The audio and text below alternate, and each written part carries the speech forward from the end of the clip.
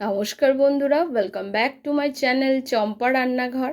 আজ আমি আপনাদের সঙ্গে শেয়ার করব কাতলা মাছের একদম একটা দুর্দান্ত স্বাদের ইউনিক আর নতুন ধরনের রেসিপি। সামনেই আসছে জামাই ষষ্ঠী।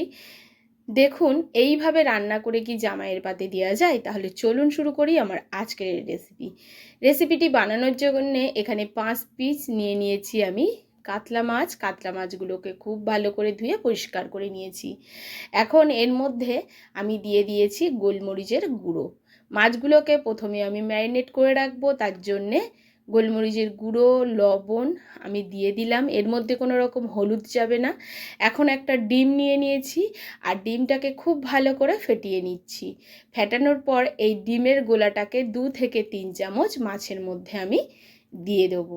দেখুন একদম একটা ইউনিক পদ্ধতিতে এই মাছটা রান্না করে আপনাদের দেখাবো বন্ধুরা।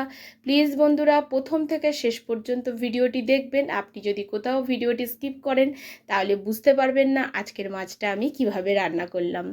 এবারে খুব ভালো করে মাছগুলোকে লবণ, গোলমরিচ আর ডিমের মধ্যে মাখিয়ে নিতে হবে, ডিমের গোলার মধ্যে মাখিয়ে নিতে হবে। যেহেতু 5 পিস মাছ, তার জন্য 2 থেকে 3 চামচ ডিমের গোলা আমি এখানে দিয়ে দিয়েছি।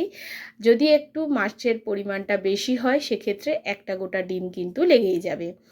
খুব ভালো করে ডিমের সঙ্গে মেখে নেওয়ার পরে এর মধ্যে দিয়ে দেবো কর্নফ্লাওয়ার এখানে আমি 1 চামচ ব্যবহার করছি। এই কর্নফ্লাওয়ারটা এমন একটা উপকরণ যেটা দিলে এই মাছ রান্নার মাছের টেস্টটা কিন্তু অসাধারণ লাগবে। এখন এখানে 1 চামচ কর্নফ্লাওয়ার দিয়ে মাছটাকে আবারও মেখে নিচ্ছি। মাছের গায়ে একটা হালকা কোট হবে এই কর্নফ্লাওয়ার আর ডিমের, খেতেও ভীষণ টেস্টি লাগবে এইভাবে মাছটা রান্না করলে। এটাকে মেখে সাইডে আমি সরিয়ে রাখবো। আর এই মাছ রান্নার জন্য একটা স্পেশাল মশলা আমাদেরকে তৈরি করে নিতে হবে, যেটার জন্যে স্বাদে গন্ধে হবে এই জামাই ষষ্ঠীর স্পেশাল কাতলা কালিয়ার রেসিপি। দেখুন মাখানো কিন্তু আমার হয়ে গেছে, সুন্দরভাবে মাখা হয়ে গেছে। এটাকে সাইডে আমি সরিয়ে রাখবো। এবারে গ্যাসের চুলায় কড়াটা বসিয়ে দেবো। কড়ার মধ্যে প্রথমে আমি গোটা মশলাগুলোকে ভেজে নেব একটা মশলা বানানোর জন্যে। তার জন্যে প্রথমেই দিয়ে দিলাম একটা শুকনো লঙ্কা। এখানে দিয়ে দেবো দেখুন সাজিরে। এখানে কিন্তু নর্মাল জিরে নিইনি, সাজিরে নিয়েছি। আপনারা চাইলে নর্মাল জিরাটা নিয়ে নিতে পারেন। নিয়ে নিয়েছি 1/2 চামচ গোটা ধনিয়া, একটা বড় এলাচ, দারচিনি, আর জায়ফল আর জয়িত্রী। জায়ফল অল্প একটু নিয়ে নিয়েছি। আর বেশ কিছু নিয়ে নিয়েছি সাদা গোলমরিচ, মানে মরিচ আর কালো গোলমরিচ। এবারে সমস্ত গোটা মশলাগুলোকে কড়ার মধ্যে দিয়ে খুব ভালোভাবে নাড়াচাড়া করতে হবে। মাথায় রাখবেন বন্ধুরা, এই গোটা মশলাগুলো কিন্তু অবশ্যই ব্যবহার করতে হবে। জিরা, মরিচ, কালো গোলমরিচ দিতে হবে, গোটা ধনিয়া, শুকনো লঙ্কা আর জায়ফল আর জয়িত্রী। সমস্ত গোটা মশলাকে খুব ভালো করে ভেজে নেওয়ার পর দিয়ে দিচ্ছি 1 চামচ এখানে কাসুরি মেথি। কাসুরি মেথিটাকে দিয়ে 2-1 বার একটু নাড়াচাড়া করে নিচ্ছি। নেওয়ার পরে এই মশলাটা কিন্তু ভাজা রেডি হয়ে গেছে। এটাকে আমি একটা পাত্রে তুলে রাখবো। এবারে যে কড়া বসানো আছে তার মধ্যে দিয়ে দিচ্ছি সাদা তেল। পরিমাণ মতো একটু সাদা তেল দিয়ে দিলাম। সাদা তেলটা গরম হয়ে গেলে প্রথমে মাছগুলোকে ভেজে নেব। সাদা তেলের মধ্যেই মাছগুলোকে ভাজতে হবে। আর এখানে রান্নাটা হবে সাদা তেলে। আপনারা চাইলে সর্ষের তেলেও রান্নাটা করতে পারেন। তেলটা গরম হলে দিয়ে দিচ্ছি মাছগুলোকে একটু লালচে করে ভাজতে হবে। সব কটা মাছ একসাথে আমি দিয়ে দিলাম বন্ধুরা। প্লিজ বন্ধুরা আমার এই ছোট্ট চ্যানেলে আপনাদের সাপোর্ট আর সাহায্যের খুবই প্রয়োজন। প্লিজ পাশে থাকবেন আর সাপোর্ট করবেন। মাছগুলো 1 পিঠ ভাজা হয়ে গেছে। এবার আস্তে আস্তে আর 1 পিঠ উল্টে দেবো। এখন না মাছ ভাজা থেকে একটা বেশ সুন্দর গন্ধ বেরোচ্ছে।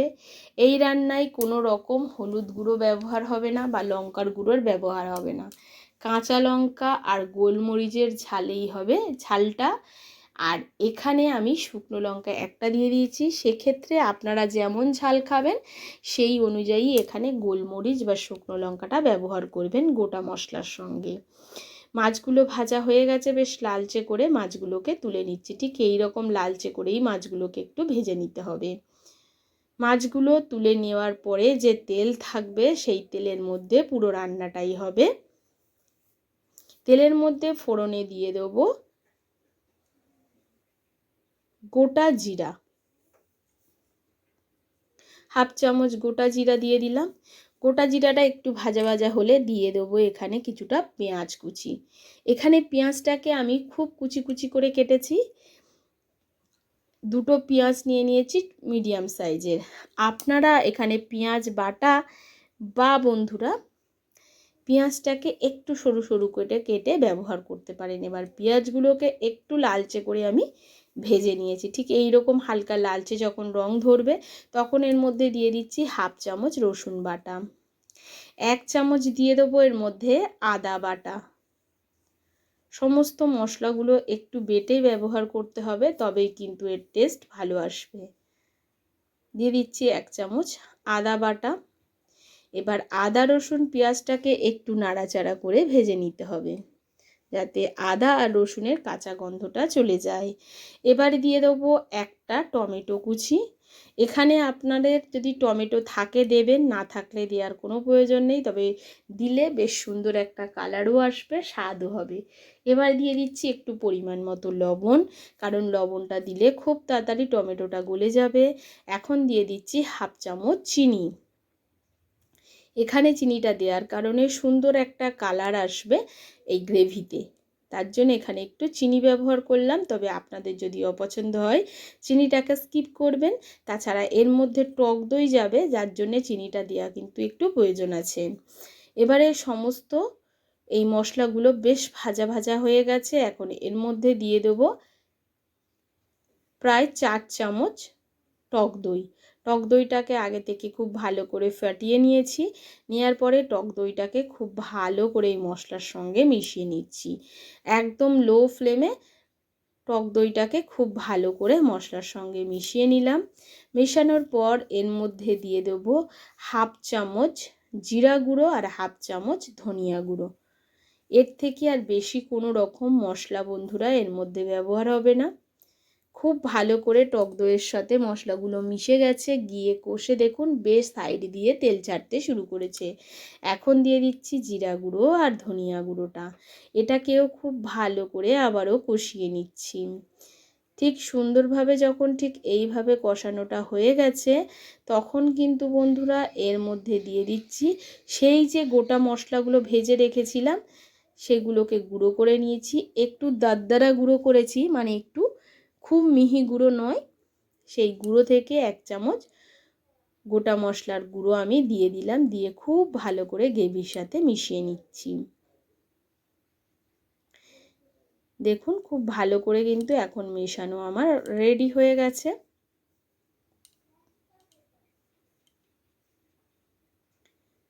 খুব সুন্দরভাবে কষেও গেছে আর সাইড দিয়ে তেল ছাড়তে শুরু করেছে। এখন আমি এর মধ্যে দিয়ে দেব পরিমাণ মতো জল। গ্রেভির পরিমাণ অনুযায়ী জলটা দিলাম, মাছটাও সেদ্ধ হবে আর গ্রেভিটাও একটু ফুটে উঠবে। আর এখন দিয়ে দিচ্ছি 4 থেকে 5টা কাঁচা লঙ্কা চেরা। এটা দিলে স্বাদে গন্ধে হয় অপূর্ব। এবারে দিয়ে দিচ্ছি এর মধ্যে মাছগুলো। একদম গা মাখা হবে, তার জন্য খুব বেশি জল এখানে ব্যবহার করলাম না। এবারে এটাকে মিডিয়াম ফ্লেমে কিছুক্ষণ আমি ফুটতে দেবো। আর মাঝে মধ্যে একটু নাড়াচাড়া করে দেখে নিতে হবে যাতে সাইডে মানে তলায় লেগে না যায় মাছের এই গ্রেভিটা। এখন দেখুন এটা কিন্তু বেশ হয়ে গেছে আর সাইড দিয়ে তেলও ছাড়তে শুরু করেছে। এখন এর মধ্যে বাদবাকি ভাজা মশলার গুঁড়োটাকে আমি দিয়ে দিলাম। এখন বন্ধুরা এত সুন্দর একটা গন্ধ বেরোচ্ছে, স্বাদে গন্ধে এই মশলাটা দেওয়ার পরে এই মাছটা কিন্তু খেতে অপূর্ব হয়। খুবই সুন্দর গন্ধ বেরোচ্ছে আর কালারটা জাস্ট অসাধারণ এসছে। এবারে এটাকে 5 মিনিট স্ট্যান্ডিং টাইমে আমি রেখে দেব। দেখুন তেল যখন সাইড দিয়ে পুরোপুরি একদম ছেড়ে দেবে তখনই কিন্তু ভাববেন রান্নাটা আমাদের একেবারে কমপ্লিট হয়ে গেছে। 5 মিনিট রেস্টে রাখার পরে আমি একটা পাত্রে তুলে নিয়েছি আর সামনে দিয়ে আপনাদেরকে দেখিয়ে দিচ্ছি।